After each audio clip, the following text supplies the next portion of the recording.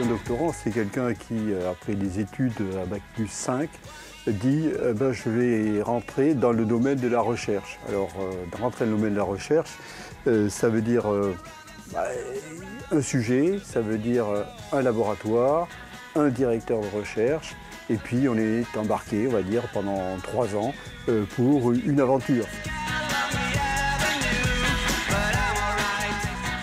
J'ai fait 2 ans de stage dans différentes structures, office de tourisme, en France et à l'étranger. Et je me suis rendu compte sur le terrain qu'on avait un problème de connaissance en termes de mobilité des touristes. Et de notre côté, un problème dans la littérature scientifique où les géographes n'avaient pas assez défini cette notion de région touristique, justement.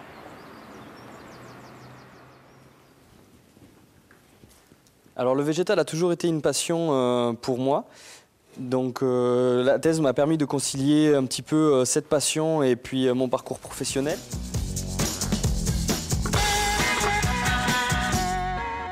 Par la suite, en termes de projets professionnels, il y a deux possibilités. Soit je vais m'orienter dans les métiers du tourisme, dans les institutions, collectivités territoriales, soit dans l'autre volet qui est l'enseignement et la recherche en géographie et particulièrement du tourisme et des loisirs, qui est un domaine qui m'intéresse.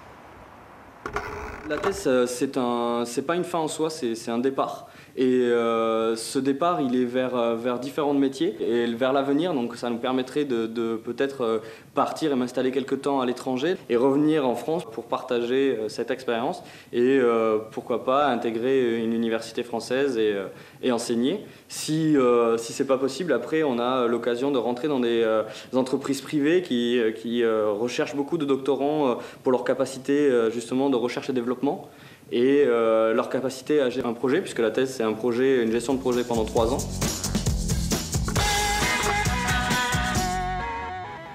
Mon sujet de thèse, c'est l'étude d'un champignon qui est pathogène des plantes, donc pathogène des plantes de la famille des brassicacées, donc les crucifères, qui comprend des plantes cultivées comme le chou, le radis, le colza, donc des plantes qui ont une importance économique. Et mon sujet de thèse va consister essentiellement à regarder comment le champignon est capable de résister justement au système de défense chimique de la plante.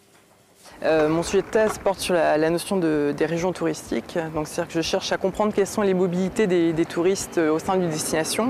Donc sur la vallée de la Loire, mais j'ai également d'autres terrains de recherche. J'ai aussi la Bretagne, les Alpes du lac Léman. Cette thèse est financée par une allocation du ministère, donc elle est allouée sur 3 ans. Alors non, j'ai pas eu de financement proprement dit pour ma thèse. Par contre, ce que j'ai fait, c'est que j'ai fait un prêt étudiant auprès de ma banque. Et puis mon directeur de thèse m'a confié des cours en vacation. Puis à 3e année, donc j'ai eu un poste d'ATR, donc attaché temporaire d'enseignement et de recherche, qui permet un financement confortable pour une 3e année de thèse. La thèse est très prenante, mais ça laisse, quand on est bien organisé et quand on est passionné, ça laisse le temps à beaucoup de choses. En fait, notre métier, c'est penser, et penser, on peut penser tout le temps. Et il nous faut absolument quelque chose qui nous permette d'évacuer justement cette logique. Et donc les amis, la BD, des fois les jeux vidéo, ça aide beaucoup. Oui, heureusement qu'il y a une vie en dehors de la thèse. C'est vrai que là, sur un terrain comme la vallée de la Loire, il y a beaucoup de plaisir à aller se balader, profiter justement des chemins de randonnée, se balader en vélo sur les bords de Loire, retrouver aussi les amis le week-end, sur les vacances. Oui, il y a également une vie sociale à avoir et c'est très important pour être un bon doctorant. Il y a plusieurs moyens de valorisation de la recherche. Il y a tout d'abord d'un point de vue oral, où on peut participer à des communications, donc soit à l'échelle locale, régionale, voire internationale.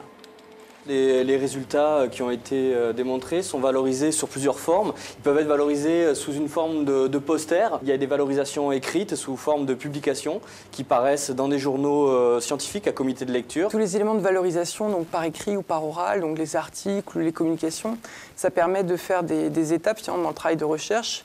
Et tout ça, au final, ça permet une certaine compilation pour réaliser un plan et rédiger la thèse. Donc ça aide vraiment dans la réflexion scientifique. On va aussi mettre en lumière certaines activités de laboratoire. Alors, puisqu'on l'a dit, le laboratoire, c'est des personnes avant tout, c'est évident, mais c'est aussi des installations, c'est aussi des lieux, c'est aussi des plateformes techniques, etc. Et je crois que c'est très intéressant d'avoir cette vision un petit peu de cet ensemble. C'est tout un ensemble.